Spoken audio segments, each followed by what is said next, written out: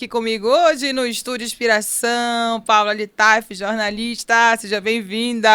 Obrigada, Hélida, a gente está um pouquinho distante. Obrigada mesmo. Olha, eu agradeço o teu convite. Estúdio Inspiração tem sido aí inovador para cá, para o Amazonas, e tem inspirado muita gente a ficar aqui, a querer vir para cá. Eu, inclusive, queria ser convidada há muito tempo. Te agradeço o convite. Parabéns para toda a equipe. Olha que legal. Eu estava contando para Paula, gente, que o Estúdio Inspiração fica aqui dentro da sede da Agência Porto e ele tem esse nome mesmo assim de propósito, para trazer pessoas que a gente possa inspirar, motivar, né? Nesse mundo aí digital. Antigamente eu tinha um script, logo que eu inaugurei aqui o estúdio, Paula falava assim, ó, nesse mundo moderno aí de Instagram, que a gente vê tantas coisas às vezes ruins, negativas, eu acho que o Estúdio Inspiração ele é realmente para inspirar pessoas, né? E hoje você vem contar aqui um pouquinho dessa sua jornada de quase 18 anos de profissão, não parece, hein? Tempo. É porque eu já comecei ali já com mais de 20 anos, ali 24, com 10 anos 25. de idade, né?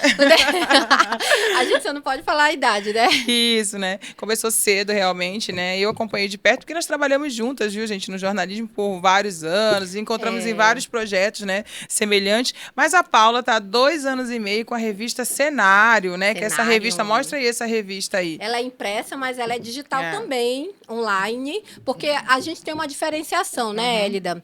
Vim saber disso já depois de ter finalizado a faculdade de jornalismo.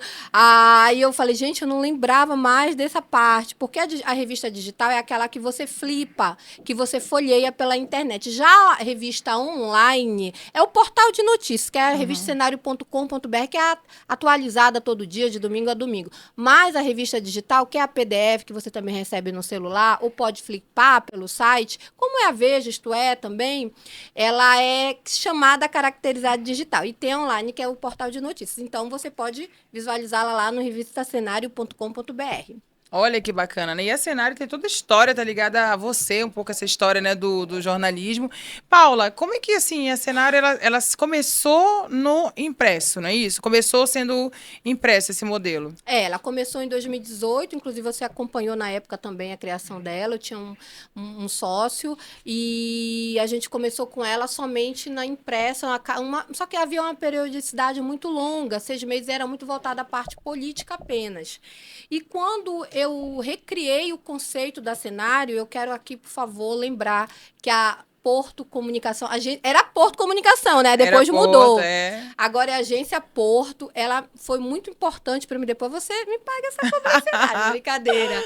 A Agência Porto, ela foi muito importante para mim na criação, na recriação do conceito da revista Cenário, Hélida, porque quando eu passei a pensar na nova revista Cenário, agora na internet, revistacenario.com.br, porque até então não tinha, e ela foi lançada dia 15 de abril de 2020, eu pensei ela num novo conceito, que foi, inclusive, a tua ideia também de usar o nome Cenário para um novo veículo de comunicação, que eu tinha um conceito, mas até então não tinha um nome, que era um conceito voltado às questões amazônicas, mas também que envolvesse temas sociopolíticos, socioambientais e também debate sobre questões de gênero, empoderamento da mulher e aquela coisa, né, do feminismo, que é, por favor, feminismo não é a mulher querer ser melhor que o homem, é a mulher ser igual ao homem em todas as condições, né? Então, eu pensei no Cenário nesse sentido.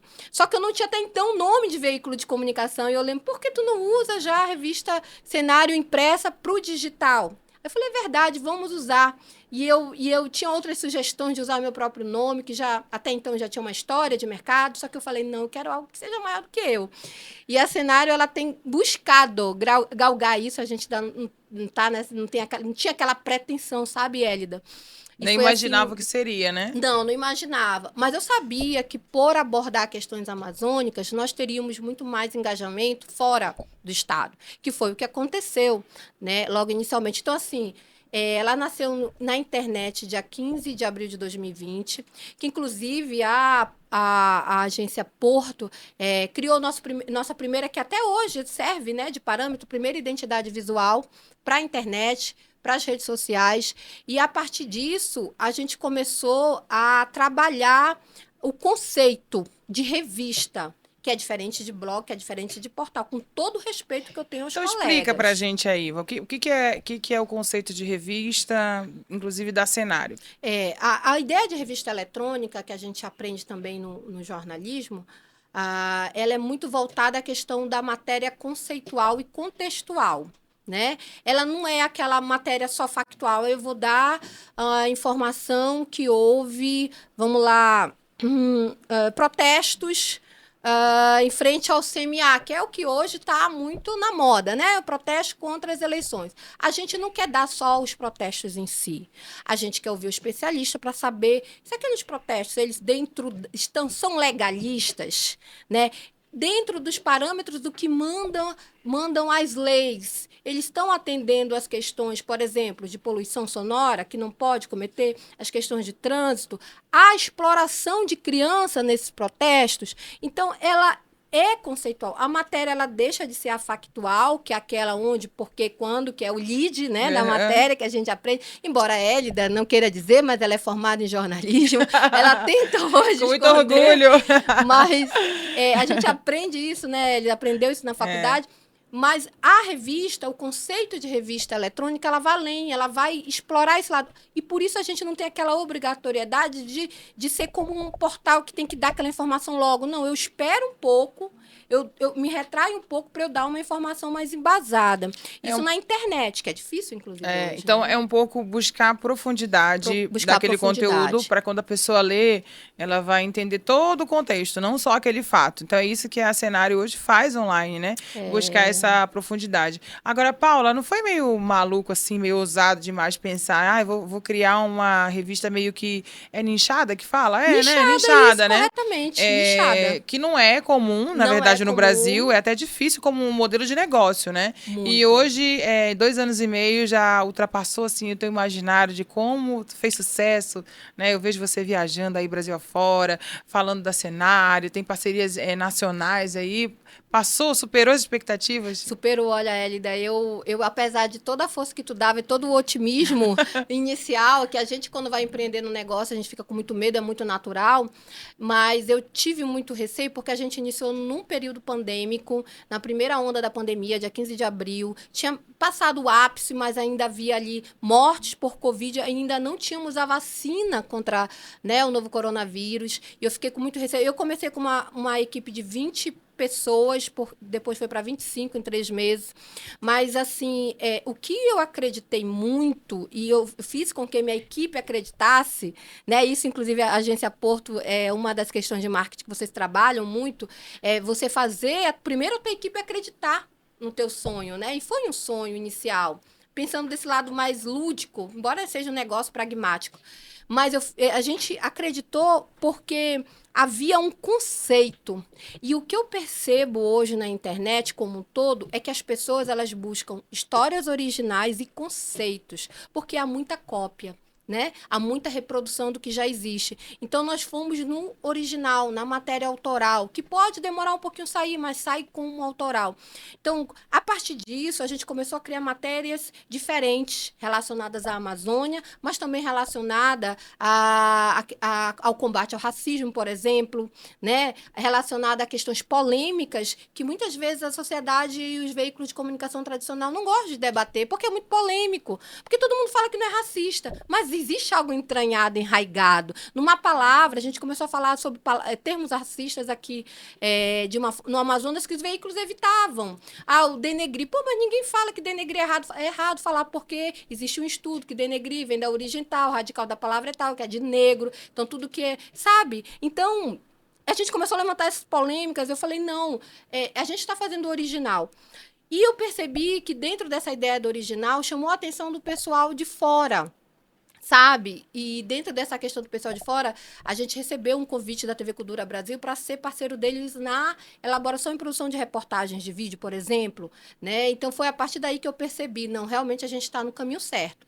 Aí, depois vieram novos convites para o veículo de comunicação representar o Amazonas, olha só, como imprensa em congressos internacionais de jornalismo, como, por exemplo, deste ano, na Associação Brasileira de Jornalismo Investigativo, a ABRAGE, que só tivemos nós lá, como representante do Onde Amazonas. foi? Em São Paulo, Olha que né? legal. Então, assim, nós recebemos o convite, olha, a gente quer convidar a equipe da Cenário para representar o Amazonas Imprensa aqui em São Paulo, no Congresso de Jornalismo Investigativo. Então, nós fizemos muitas matérias também relacionadas a questões indígenas, que de fato foram investigativas, eu acho que isso chamou a atenção, que, na verdade, toda matéria de jornalismo deveria ser investigativa, é que a gente aprende também. Então, eu percebi que o original, o conceitual, a Hélida, ganhava, né, a internet, e principalmente ganhava leitores que não estão aqui. Só que, assim, eu percebi também que a gente criou um nicho naturalmente. Não que a revista Cenário quisesse só falar para a classe A, B e intelectuais. Não era a ideia inicial. A gente tinha o nosso projeto, queria, é claro, trabalhar a ideia de vender esse projeto de uma matéria mais conceitual, mas acabou que naturalmente foi para isso, para o nicho A, B. E vamos lá, os leitores mais voltados à pesquisa. Só que agora eu estou trabalhando um pouco o contrário disso. É um pouco assim de o chamado formador de opinião, é esse público que você busca? Ainda existe esse termo, Paula? Existe Formador de opinião? muito. Ainda não está demodê, Não, né? tá Porque quando você pega, você tem vamos lá, que não é poder aquisitivo. Não é, né? não tá. Eu acho que até eu vou rever essa questão do AB. É um povo que realmente, umas pessoas que realmente formam opinião, Hélida. Eu acho que está muito mais voltada a isso. Porque quando você pega um professor universitário, por exemplo, que lê, né, a página, que lê a revista Cenário, seja na impressa, seja em digital, online, o professor ele tem ali um poder de opinião porque ele envolve vários alunos. Ele passa por salas que tem o quê? 30, ou então alunos numa sala, mas num turno de trabalho ele envolve o quê? 300, 400 alunos. Nossa. Durante a semana. Imagina a quantidade de pessoas que ele alcança, né? Então, assim, há casos em que professores, por exemplo, que têm esse alcance de pessoas, levam a revista Cenário para trabalhar estudo de caso. Olha que então, legal. a partir disso... Vamos pensar no marketing sobre isso, hein? isso Dar umas que eu ainda preciso revistas trabalhar mais, para vários professores. Recontratar a agência Porto. para que eles, né? Para que, na verdade, ampliar esse alcance, né? Acho que é o Sim. grande desafio. Só não só online, né? Sabe qual é a minha preocupação? Ali daqui já é uma... Eu falo tanto a gente fala tanto dos nossos sucesso, mas a gente também tem que falar em algum momento que a gente comete algumas falhas. E eu não tenho problema de falar nisso. A revista Cenário acabou que ela ficou muito assim, porque revista para intelectual, revista para quem gosta de ler.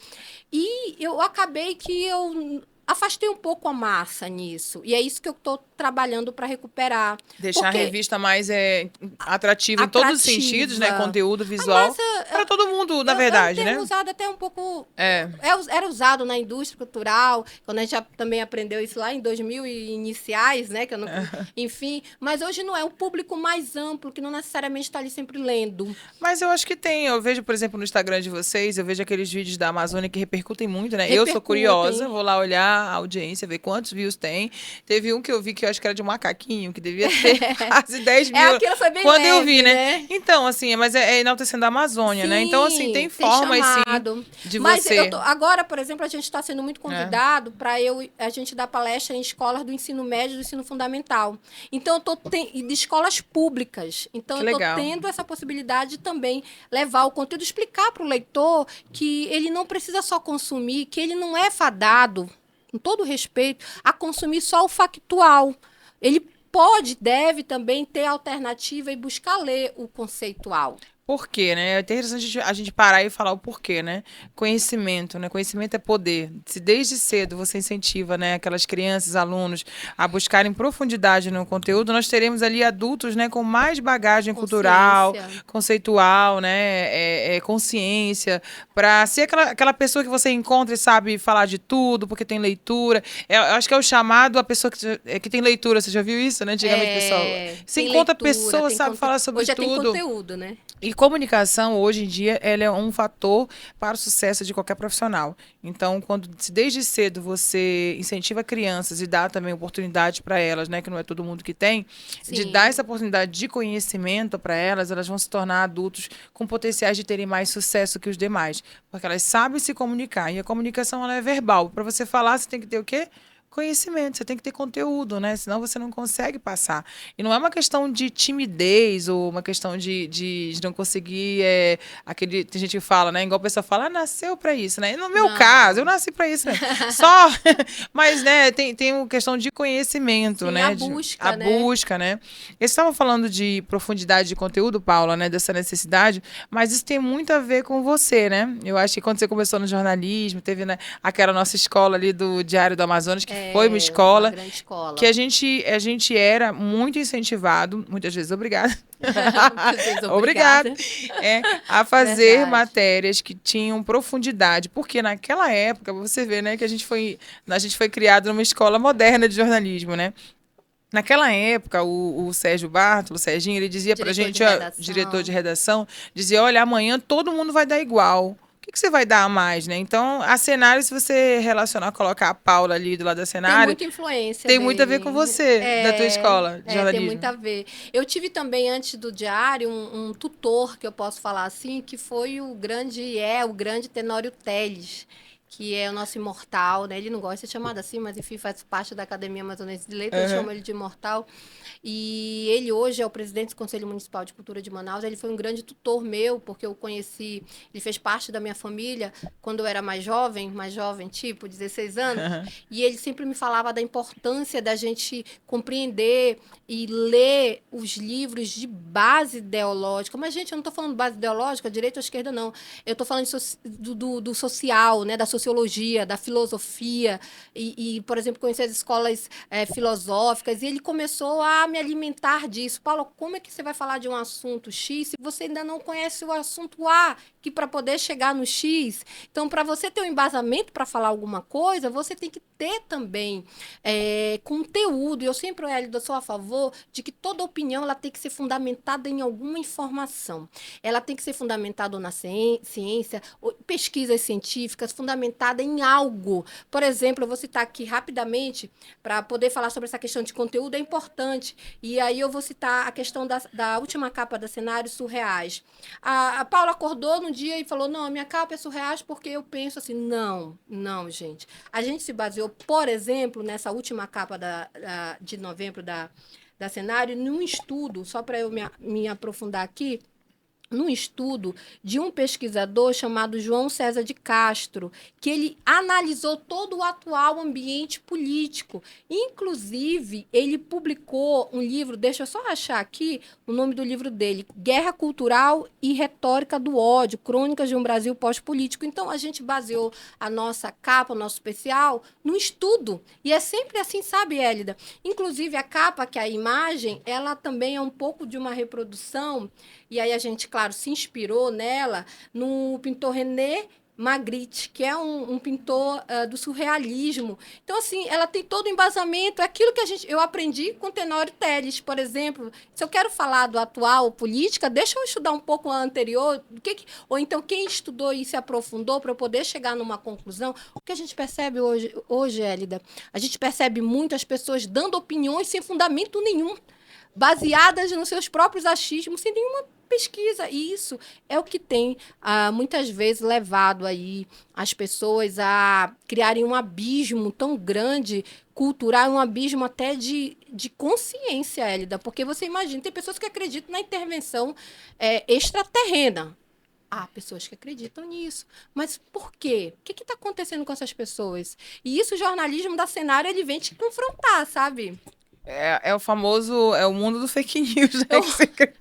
Do fake news, é o mundo do fake news, né? Da desinformação. E agora, no pós-eleição, né, surgiu muito fake news, né? E adivinha, o principal reprodutor de fake news, gente, é o grupo da família, né? Concorda comigo? É o principal reprodutor. É o tio do Zap. É o tio do Zap, né? E aí eu lembro que tinha tia falando alguns fake news sobre algumas urnas, né? E aí eu falei, não é possível que isso alguém já não tenha desmentido. Aí eu olhava lá no Google, falava, tá aqui o link, gente, isso aqui é mentira, fake news e tal. Então, e os sites confiáveis também, né? Sites de grande imprensa, de grande relevância e que muitos já não acreditam mais. Por exemplo, Eu acho engraçado você Acho um não absurdo. acreditar, porque eu percebo, aí eu volto. A Ellie da jornalista, agora voltou. Por favor, baixa aqui, retome esse corpo. Esse negócio de não acreditar na grande imprensa é só para as notícias que não lhe convêm, né? Verdade. Então, bem assim, colocado. beleza. Quando Muito bem colocado. a Folha de São Paulo tá falando uma coisa que me convém, eu acredito na Folha. Quando ela Aham, não me muito convém, bem colocado. a Folha não serve, né? Então, assim, as pessoas elas ficam usando ali os sites, né, nacionais, internacionais, para dizer que é bom ou é ruim de acordo com a notícia que dão, né? Isso quando alguém conversa comigo, eu falo, peraí, qual é essa tua fonte aí, né? Fulano é bonito, né? Aí eu não gosto da Paula, aí a Folha de São Sim. Paulo fala, fulano é bonito. Ah, mas foi a Folha que deu, não é confiável, não. Mas se Boa. eu gosto da Paula e falo que a Folha, não, a Folha deu. É de acordo com o que você gosta, que você quer.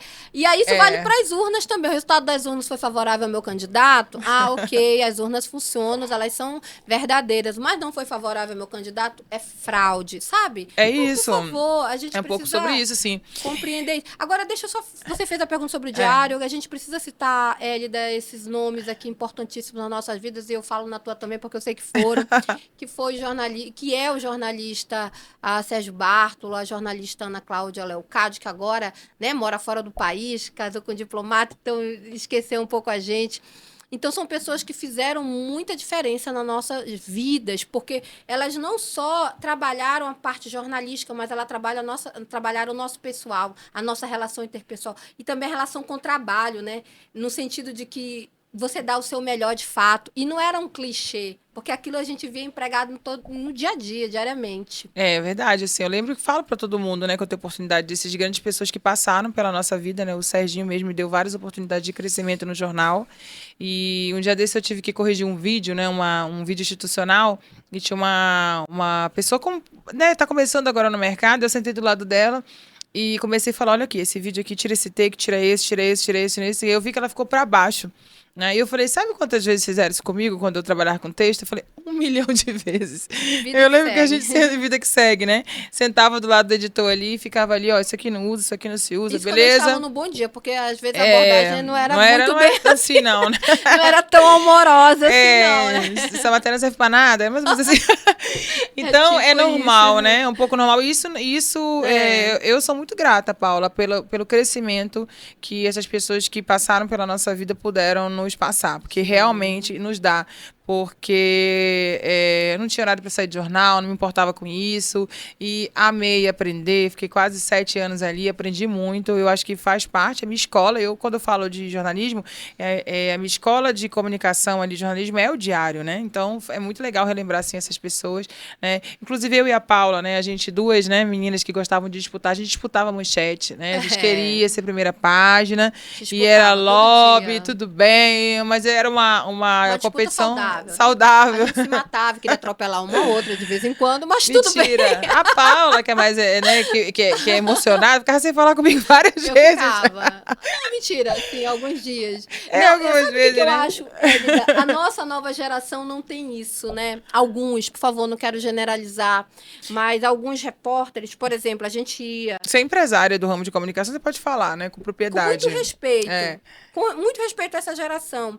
Mas a geração de 2000 de jornalismo aqui do Amazonas é muito diferente da geração atual. Eu vou fazer, assim, 2 exemplos. Por exemplo, nunca jamais a gente pegaria matéria de grupo de WhatsApp, porque a gente queria ser exclusivo, amor. A gente não queria a mesma matéria do coleguinha, não. A gente queria uma matéria melhor do que a dele, diferente daquele, porque a gente queria trabalhar o nosso nome. A outra coisa, o nosso nome. Porque nós, antes era jornal impresso, né? A gente é da época do impresso, a internet ainda não bombava tanto. Tinha Paula, a gente é da última geração de jornal impresso. A gente é da última, mas pelo menos é a última, né, vida? Mas assim, nós queríamos que nossos nomes aparecessem como capa de jornal e a gente queria a melhor matéria. A gente não queria só uma tripa. Gente, a tripa, o que era tripa? No jornal impresso era a coluna. Quando alguém chegava comigo e dizia assim, hoje tu tem a tripa. Gente, eu falava, não pode hoje eu ficar com a tripa, eu quero ficar com todo o jornal. Quero abrir a página. Eu quero abrir a página. E não, se tu conseguir transformar essa tripa em algo melhor, mas o que tu tem hoje é tripa. E eu dizia, não, mas eu mesmo na Trip, eu quero o meu nome lá assinado. E eu brigava, mas nosso projeto gráfico não permite que em Tripas tenha o nome assim. Mas eu quero, eu tive trabalho. E hoje a gente não tem isso do profissional. Às vezes o jornalista não quer nem que assine o nome dele na matéria porque ele não quer se comprometer. Eu falo, gente, como é isso? Como que o jornalista não quer se comprometer com aquilo que ele mesmo produz? Desculpa, com aquilo que ele mesmo produz, não faz sentido isso. Por isso que eu tenho visto a Paula, né, dando, às vezes, palestras, bate-papo, né, em faculdade de jornalismo. Convidada. Eu acho isso muito legal. Tem um pouco a ver, Paula, esse ano eu passei o ano estudando, né, desenvolvimento pessoal e tem perfis de pessoas. É a briga das gerações, né? Essa nova geração, que não é só de jornalistas, profissionais, de um modo geral, ela é diferente. Né? Então, é um desafio, né? A gente que é de outra geração, eu né? não conheço muitos outros segmentos, mas também isso serve tudo igual, é para tudo, na verdade. Né? O Philip Kotler, no 5.0 dele agora de marketing, ele fala sobre essa briga de gerações que vai ficar mais evidente ainda. É difícil você pegar uma geração, né, minha e da Paula, que não tínhamos horas para sair porque a gente amava, a gente queria, a gente tinha o comprometimento com a gente mesmo, de que era o nosso nome, a melhor matéria, competia com a gente mesmo, eu acho que é isso, com a gente mesmo de se superar, né? De uma geração que é um pouco mais desapegada, né? Um pouco mais ali que faz o seu... Desapegada com o mundo, mas desapegada com aquilo que se produz. Exatamente. Né? É uma geração que não tem aquelas mesmas necessidades que a gente... O tempo mudou também, né? Acho que os tempos mudaram, a velocidade da informação. Então, um pouco tentar encaixar essa nova geração para o bem. Porque a gente encontra, né? Pessoas que, sim, mesmo com pouca idade, são comprometidas, sim, né? Que tem a palavra de ir até o final, né? Olha, aqui no estúdio a gente tem o Ezequias, que tem 24 anos, Ezequias. 23 anos, né? Um menino novo que me ajudou praticamente a montar. A jornalista Ana Pastana também, depois vocês. A Ana que é muito comprometida. Ana tem carinha de 23. Então, assim, 23. É um pouco esse choque de gerações que dá essa... Por isso que eu não generalizei. É diferente, né? Então, sim, eu acho que o jornalista hoje, eu ia te perguntar sobre isso. Esse mercado aí, né? Eu te falei que quando em São Paulo, eu nunca conheci... Esse tempo que eu estou viajado para lá, nos últimos 4 anos, ninguém que fala, eu sou repórter de site, de jornal. Porque lá os profissionais, eles são chamados 360, multimídia. Eles fazem conteúdo, né? Você acha que Manaus já está passando por essa transformação? Ou começou, o mercado tem exigido, as pessoas não estão ainda adequadas, ainda vão se adequar para esse novo mundo? Eu acredito que aqui no Amazonas a gente já está começando a iniciar esse processo. Ainda muito incipiente, essa que é a verdade. Mas na revista Cenário eu já costumo dizer para os repórteres que eles são produtores de conteúdo, que o editor é gestor de conteúdo, porque vai muito além de você só escrever uma matéria, Hélida. E a gente já compreende lá no Cenário que ele não pode ser mais só o repórter, né? O produtor de conteúdo de texto. Não. Eu que tinha muita resistência a vídeo, você sabe muito bem disso, que já me conhece de muito tempo. Eu consegui quebrar essa resistência, eles também vão ter que conseguir. E eu sempre digo para eles, olha, eu consegui fazer e eu tinha resistência e eu tive que me adequar ao novo mercado. Você, por exemplo, é uma empresária de agência de publicidade e é gestora, mas criou o Estúdio Inspiração. Você está rompendo paradigmas também, você está quebrando paradigmas, modelos que antes, porque a gestora era só aquela pessoa que ficava trancada numa sala, no ar-condicionado e fazia só o material lá pelo telefone por mensagem. Não, você foi além. E é isso que a gente precisa. Hoje o mercado é impossível, até para quem é advogado, até para quem... qualquer outra profissão, você tem que ir para frente do vídeo. É claro que o advogado tem as restrições da OAB, não pode se vender, ok. Mas ele fala do dia a dia dele, que é aquilo que atrai cliente. Dar informação não é negado por nenhum conselho de classe. Não é só não pode fazer publicidade no caso da OAB. Mas aí eu explico isso para os nossos colaboradores e os jornalistas da Cenário, de que não cabe apenas hoje, fiz minha matéria, ok, estou indo embora. Não, meu amigo, não é mais assim. A gente tem que se adequar ao novo mercado. E o novo mercado é você fazer sua matéria, sim, gravar um story da sua matéria, compartilhar a sua matéria com o seu público, você ter a sua matéria exposta e divulgada, porque não adianta você fazer a melhor matéria do mundo, que pode ganhar um prêmio aí, Jabuti, que seja, e ninguém lê.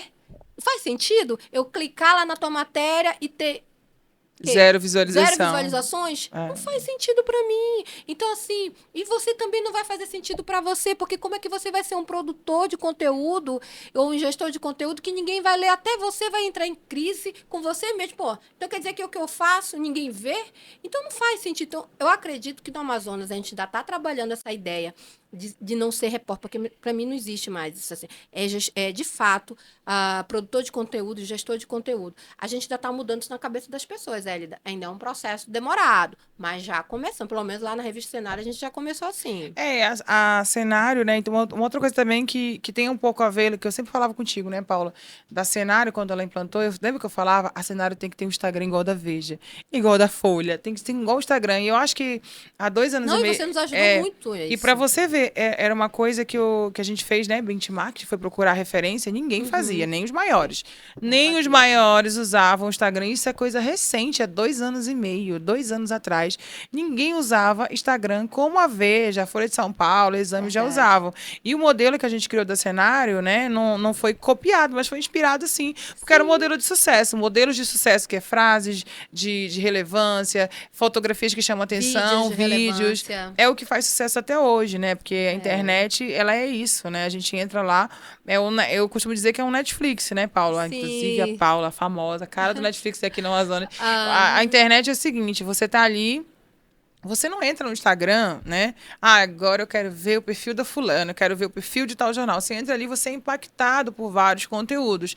E adivinha onde é que eu paro? Naquele que me chama mais atenção. Ou pela imagem ou pelo texto. Então, ou pela trilha sonora. Então, eu acho que é um novo mundo para os veículos de comunicação, né? De jornalismo, que eles desenvolvam ali uma abordagem, uma linguagem que atraia mais pessoas, né? Que chame a atenção ali dos seus leitores, né? Os leitores de antigamente, porque mudou esse mercado. Mas eu ainda vejo ainda, Paulo, muito ainda o tradicional, né?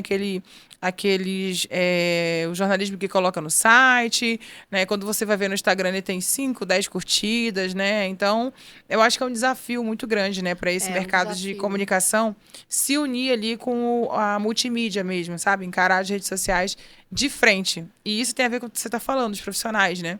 De querer fazer os stories, de divulgar, né? Eu ainda acho que se eu fosse a minha matéria, se eu fosse Hélida jornalista nos tempos atuais, se imagina, Paula, como que seria? Eu acho que tu Como ia você querer fazer seria? story todo dia para vender a tua matéria, com certeza. E eu ia dar a legenda da rede social, tá? Aqui, ó. Eu faço isso com as minhas matérias. Olha, quando são minhas matérias, eu faço questão de eu escrever minhas legendas, de eu escolher a minha foto, falando, não, é essa foto com os meus editoriais, eu faço questão também de colocar os vídeos. É claro, a gente tem a sugestão da equipe, que é muito importante, mas eu escolho, eu falo para os produtores de conteúdo da Cenário o seguinte: quando você for fazer sua matéria e for colocar na rede, escolha você a imagem, escolha você o título, é claro, em parceria com o teu chefe, obviamente, o teu gestor, mas escolha, dê a tua cara, que é aquilo que tu sabes que de fato, porque foi você que apurou, então você vai saber onde está o cerne da questão.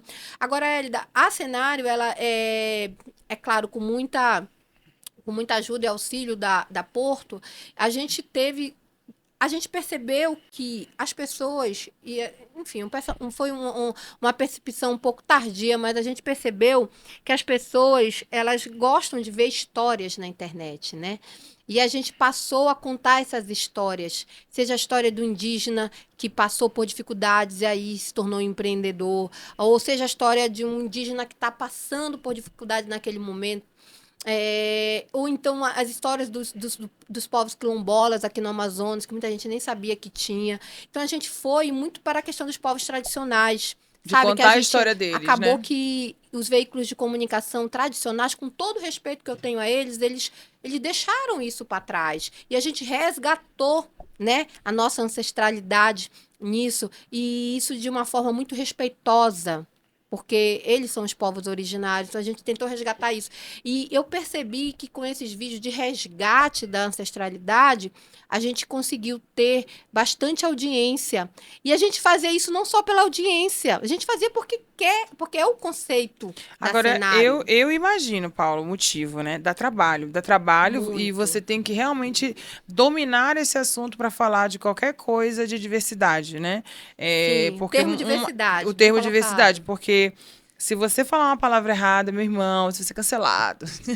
Então, tem que ter muito cuidado mesmo. Então, imagina as redações cada vez mais de pessoas novas, existe a falta de conhecimento Sim. e também esse medo mesmo, né? Acho que o medo, né? De Medo arriscar. Medo de arriscar. Por falar em medo de arriscar, eu queria te perguntar aí para Paula de Taif, antes de a gente começar a falar do Netflix, eu contar a história, né, do Netflix, o que você acha que você tem, assim, de diferente na tua vontade de fazer, que tem te levado, né, a hoje ser nessa protagonista aí, né, empreendedora de comunicação da Cenário? O que a Paula de Taif tem de diferente, né, comportamental, que você acha que você acorda todo dia e vou lá e faço?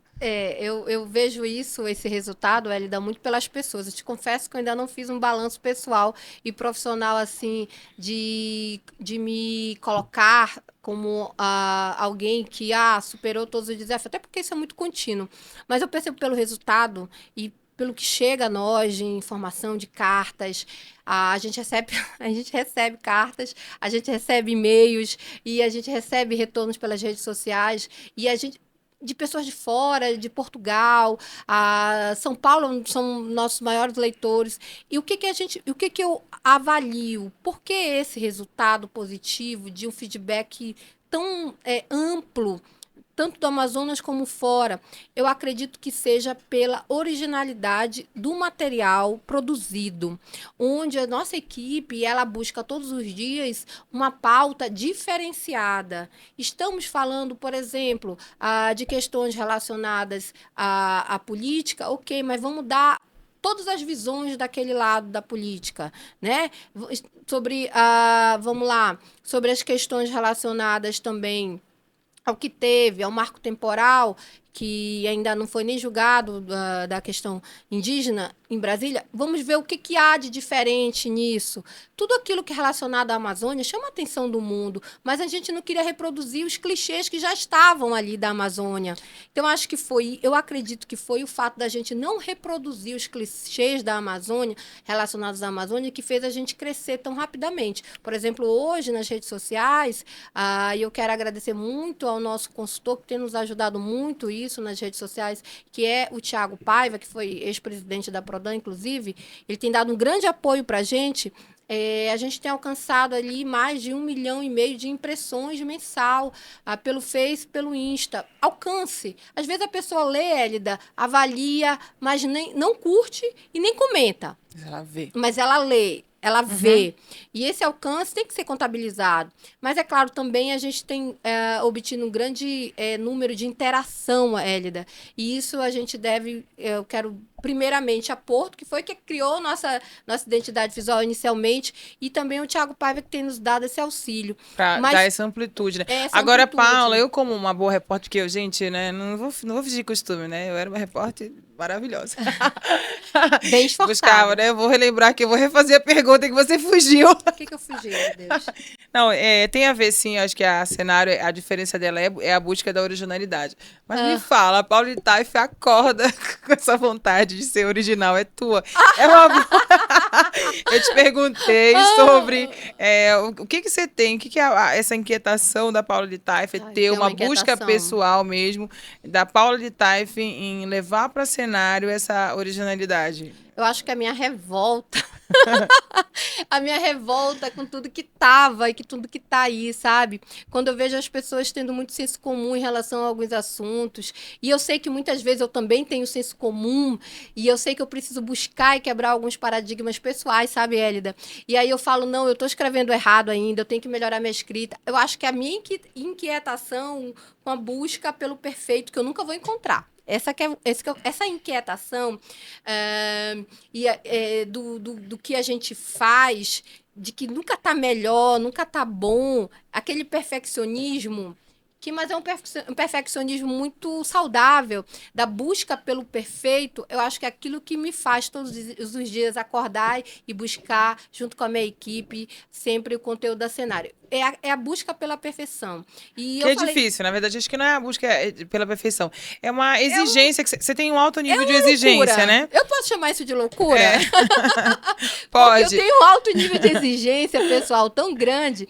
E eu falei da questão do senso comum, e às vezes eu sei que eu tenho muita, vamos lá, muita linguagem ainda que remete um pouco ao senso comum. E isso me revolta. Eu falo, e por mais que eu busque, por mais que a gente busque todos os dias, sabe que nunca tá bom. Então, eu acredito que seja essa questão que você colocou tecnicamente Essa busca melhor. de querer fazer o melhor, né? Que não é o perfeito, é o melhor mesmo para aquele ambiente necessário, né? Acho que é um pouco disso, né? Sabe que eu, durante muito tempo, falei que eu era perfeccionista mesmo, eu brinco, né? A doença pela perfeição, mas eu quebrei isso, né? Quebrei isso Eu ainda tô quebrando estudando. em Não, eu mim, quebrei assim, porque não dá para fazer o perfeito sempre, porque a gente depende de outras pessoas, naturalmente. né? E uma outra coisa E que porque a gente não é perfeito também, né? então como é que a gente desenvolve isso para melhorar mesmo, né? Tentando buscar o melhor possível naquele cenário, né? O melhor possível é o que nós vamos ter sempre, porque é um cenário que depende de outras pessoas, então ele não vai ser perfeito.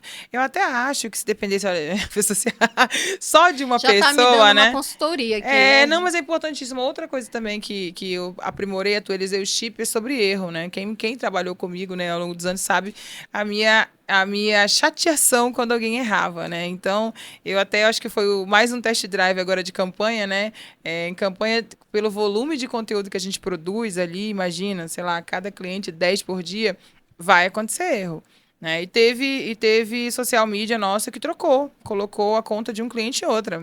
Colocou hashtag candidata Paula Litaif na rede da Eda Tavares. Né? Meu Aconteceu, Deus. né? Mas sabia que eu até brinquei com o Rafael Cortesão, né? Que é o diretor-geral da agência. Eu falei, Rafa, já estava no script. Isso toda eleição acontece, tá tudo certo. E vida E que aí, e segue, vida que segue? corrige, tudo bem. Corrigir, principalmente para o cliente, né, que fica chateado. Olha, aconteceu o erro e já foi apagado. Aí o cliente vai continuar, é isso mesmo, mimimi, mamamá, chateado. Eu falei, então, não tem como resolver. Agora já foi deletado, já foi apagado. E corrigir o social media, faz as correções internas, né? O que a gente faz? Tira da mão dele para ele não errar mais. Mas entender que aquilo lá não vai ser Mas tu demitiu referência. o rapaz? Tira das Não. mãos dele, eu já imaginei que tu demitiu o rapaz. Não, porque aquele erro lá não diz quem ele é, Ah, não sim, foi aquele reflete momento. o trabalho dele, e aquele erro lá serviu para a gente aprimorar um processo interno, Sim. que é, de repente, estar com mais de uma rede, a gente vai tirando os erros, né? Aí, eliminando a possibilidade de erro. Né? Agora, você estava falando da Paula de Taifa, você lembra aí, desde sempre, que se você fosse descrever a Paula de Taifa, a Eu sou a, pi- eu jornalista sou, e a empreendedora? Eu sou a pior pessoa, eu quero dizer que as pessoas que eu preciso trabalhar isso muito em mim, eu falei para ela daqui, inclusive, eu ia pedir uma consultoria dela. Eu sou a pior pessoa para fazer autoelogio, eu sou a pior pessoa para falar das minhas qualidades positivas. As qualidades, obviamente, são positivas, mas assim, eu sou a pior pessoa para falar isso, Ah, porque não, vai falar hoje. eu tento, eu sei lidar melhor com crítica do que com elogio, Hélida, é sério. Não, A mas me terapia fala. tá me ajudando a Mas melhorar isso. pensa aí, desde de ser repórter, né? Eu te lembro algumas coisas, né? Porque, como eu falei, gente, aqui é um bate-papo de pessoas que conhecem há muito tempo, né? É, Então, assim, eu lembro de você ser muito focada em conseguir o que você focada. queria, né? A Paula era o tipo de repórter, gente, que não saía da redação. Se ela fosse para encontrar o arco-íris, você pode ter Eu certeza ia que encontrar o tava. arco-íris, amor. Eu ia. Se era para encontrar o Lula, que o Lula foi presidente na época que eu comecei na redação, né? Se eu tivesse que perguntar do Lula pertinho dele, amor, ele podia ter 50 mil seguranças. Eu chegava perto do Lula e perguntava dele. Eu não voltava sem a pauta que me dava, né, Aurélio? Isso é verdade. Eu era sempre fui muito focada, muito. Como é que eu tinha um objetivo e queria chegar naquele objetivo de colocasse na minha cabeça. E todos os dias a gente tinha uma demanda de pauta. Então, eu buscava assim, eu era muito focada. Eu acho que além da questão do foco, o sonho.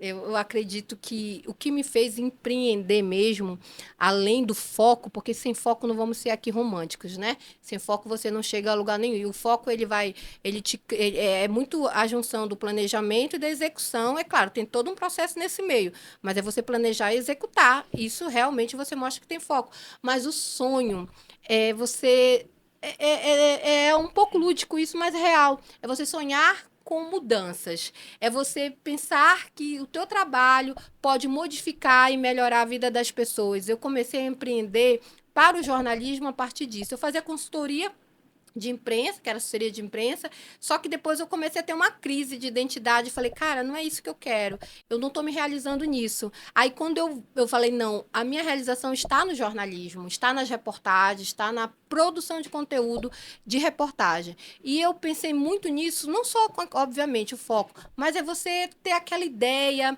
até um pouco utópica, de querer mudar o mundo. É loucura?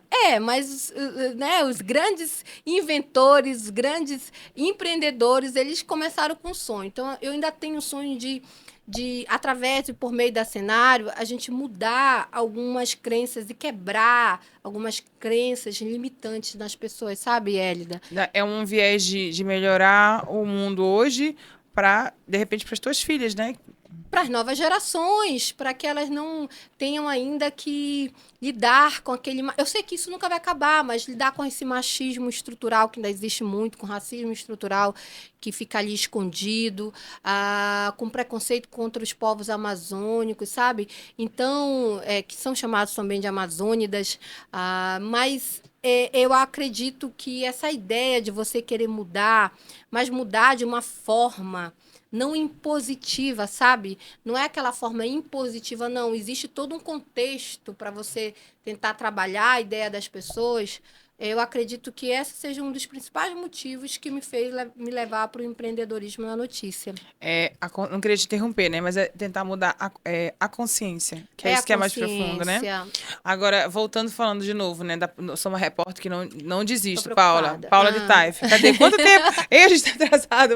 Os últimos minutos, gente. A gente vai ter que voltar para fazer um novo podcast. Para fazer a segunda etapa, né? Fica 2 horas falando, gente. Paula, você está falando assim de duas coisas, né? Essa tua vontade de empreender, né? Isso tem a ver também com vontade de melhorar a vida das pessoas ao teu redor?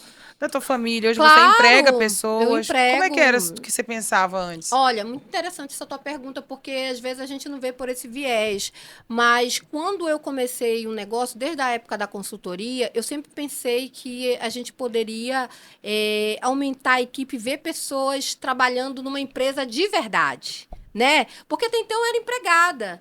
E quando você tem essa possibilidade de você juntar pessoas por um propósito numa empresa, num local, com sede, CNPJ, gente, isso é revolucionário. A gente até falava no intervalo, né, antes de entrar aqui, como é importante, como seria importante que o Brasil tivesse uma educação empreendedora para as crianças desde pequena, assim, desde o início, né? Desde o Fundamental 1, porque é muito bonito você ver um negócio crescer com 2, aí depois 3 funcionários, depois 5 funcionários, e as pessoas ali criando seus sonhos em torno do negócio, que já não é mais seu.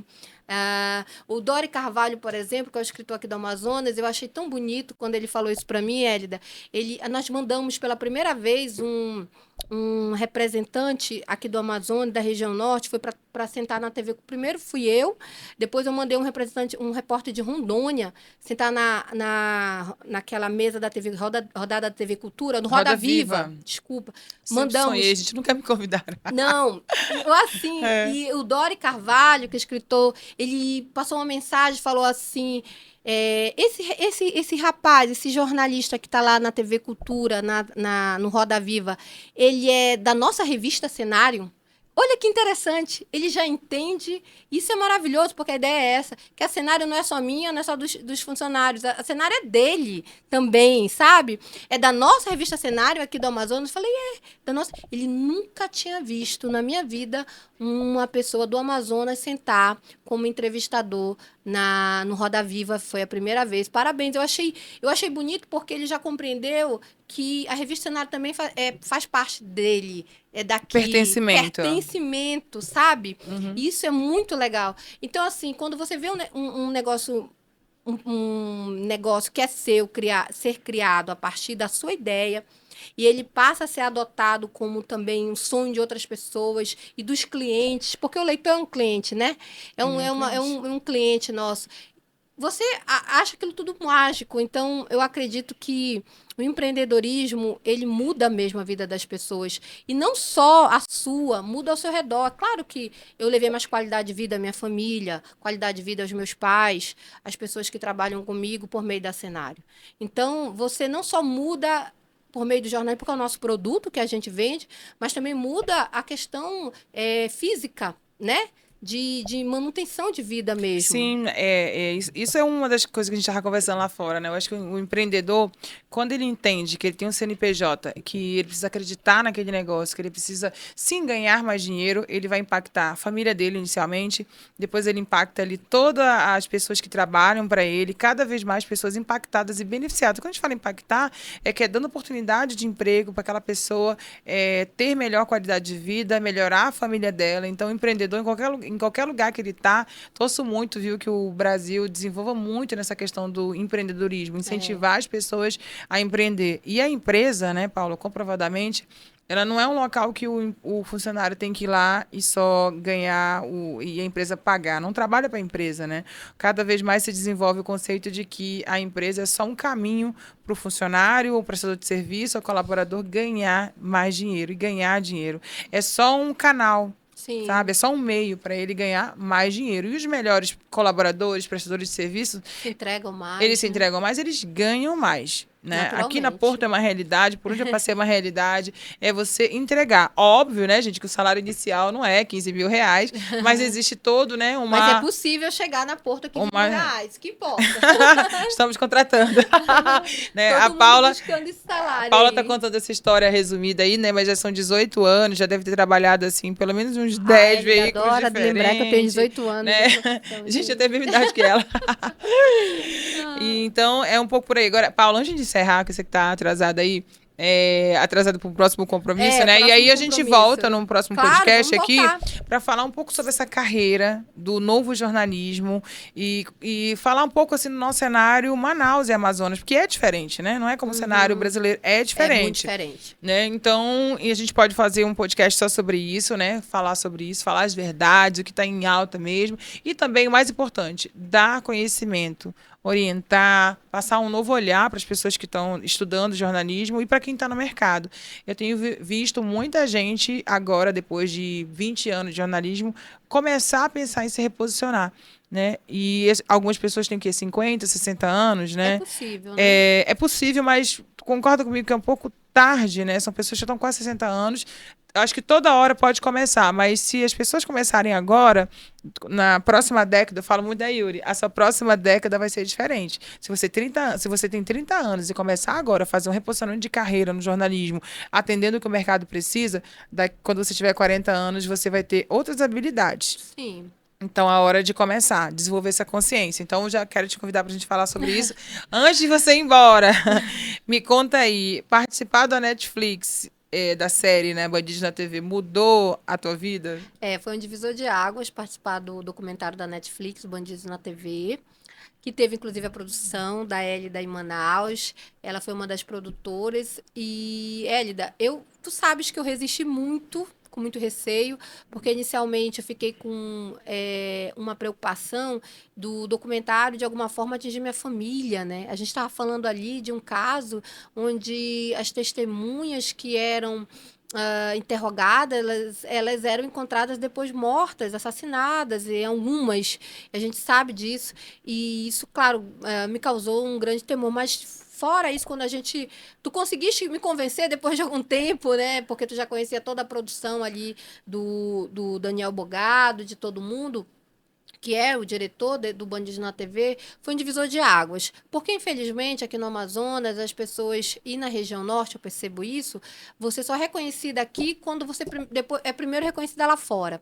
Né? E o documentário Os Bandidos na TV, ele é nível internacional. Ele até hoje está no catálogo da Netflix para quem quer ver documentários, e não está só no Brasil, está fora do Brasil também. Então, quem está fora do Brasil também consegue ver o Netflix, é claro, traduzido para a língua de origem do país, para a língua do país, para o idioma do país. Mas foi perceptível que, apesar de todo o trabalho que a gente tinha feito, que a gente faz e que a gente fez desde quando começou a trabalhar nas redações, as pessoas passaram a conhecer a gente a partir dali. né? Parece que tudo começou a partir dali. E não. Além do caso Wallace, eu trabalhei em outros casos relacionados à política, a matérias ditas investigativas, porque a gente compreende que toda matéria tem que ser investigativa, mas o caso Wallace ficou marcado e as pessoas passaram a reconhecer mais o trabalho. E eu também preciso aqui reconhecer que um pouco inicialmente aqui no Amazonas, do sucesso da Cenário se deve ao fato de eu ter trabalhado aí para esse documentário do Netflix, Hélida. Porque as pessoas, foi quem é a dona da Cenário? Que fez o documentário do caso Wallace, do Netflix. Então, agrega valor. É fato. Você sabe que faz tempo que eu não falo isso. Agora, quando a doutora Tânia falou que poderia virar uma série, né? Ela, um documentário que está fazendo com ela sobre como o viés da neurociência para que as pessoas mudem de vida. Uhum. Aí eu lembrei e falei, ei, peraí, eu já fiz documentário na Netflix. Quem mais que a senhora conhece já fez? Ninguém. Né? O documentário na Netflix, um dia a gente volta para falar sobre isso. Foi fantástico trabalhar com diretores premiados, né? Diretores assim que entendem que de set de filmagem, né? De entrevista. Veio uma galera maravilhosa de Londres, né? Tecnicamente, é um alto nível de produção. E que deixava a gente à vontade, né, Hélida? Diante de um assunto tão difícil, tão pesado. Eu lembro que a equipe ela foi bastante humilde também, de nos deixar à vontade para falar. E não havia um roteiro, olha, você vai ter que falar isso. Não, eu lembro que eu imprimi as matérias que eu fiz da época, disse, não, tu vai seguir aquilo que está dentro daquilo que tu fez na época, dentro das matérias que você escreveu. Eu achei isso muito correto da parte dele, sabe? Então, no próximo podcast, Yuri, Ezequias e a Ana, eu vou contar para vocês como foi convencer a Paula Litaifa a gravar o Netflix. Foi difícil, mas consegui. Eu falei, cara, eu gravo num dia, no outro dia eu tô morta. Existia assim esse medo. Imaginei, eu tava produzindo. E tu que tava produzindo. Falando com as pessoas envolvidas, né? Mas foi a gente não conhecia ainda todo mundo, porque era todo mundo de Londres. A gente não sabia que era da Netflix, gente. A gente foi saber quando foi possível, né? Divulgar. Enganaram, não. Se eu soubesse que era Netflix, eu tava tirando foto todo dia. Não, eu falo sobre isso, viu? É porque ia primeiro pra BBC e depois não foi mais, né? Não, na verdade era um documentário até então avulso que eles iam vender para alguém, né? Mas já existia, assim, por tudo isso, aquele rigor desde a captação, as validações, né? Aquele nível todo de produção internacional. E a gente estava envolvido ali, né? E a Paula, a minha missão era levar as personalidades do caso Wallace, né? Difícil missão. Consegui levar vários. Fiquei muito feliz quando saiu a série Netflix. Pôde ver eu vi meu nomezinho lá, Hélida Tavares, né? Produção em Manaus, tá lá. Tem que dar esse print de novo. Foi maravilhoso. Uma experiência. Tem um site criado Criei também, o Bandido na TV. Do site documentário original. O site foi marketing, tá? Eu perguntei pra ele, olha, eu preciso colocar aqui que eu fazer o meu marketing. E tu me autoriza? Eu falei pro diretor, me autoriza a criar o site? Ele autoriza. E todo mundo acha que esse site é Netflix, tá? Foi a gente que criou de um dia pra noite. Mas com autorização com autorização do diretor. Então, ele gostou muito, porque a Netflix só faz o marketing interno lá na plataforma, que é gigante, né? E criei, e óbvio que tem uma matéria minha da Paula lá, né? E as pessoas acham que é da Netflix. Gente, foi a gente que criou, né? Afinal, marketing é tudo, né? Foi muito legal a ideia. Isso, que legal. Paula, quero te agradecer, né? Esse podcast, você viu, né? Que a gente conversou muito bem para inspirar pessoas. E eu acho que é isso aí, eu acho que é o nosso papel na humanidade aqui no mundo. Da Cenário também né? Você está falando sobre esse trabalho que vocês têm de levar consciência às pessoas em temas tão polêmicos, ainda são polêmicos, não deveriam ser. Deveriam ser comuns, né? Então, eu quero te agradecer aí, se despede e até a próxima, né? Obrigada, Hélida. Obrigada a toda a equipe aqui da Agência Porto. Muito obrigada. E olha, eu espero estar mais vezes no Estúdio de Inspiração, que tem inspirado, é redundante, mas é isso, tem inspirado muita gente aí a estar aqui e também a fazer conteúdo. Obrigada. Até a próxima. Tchau, tchau.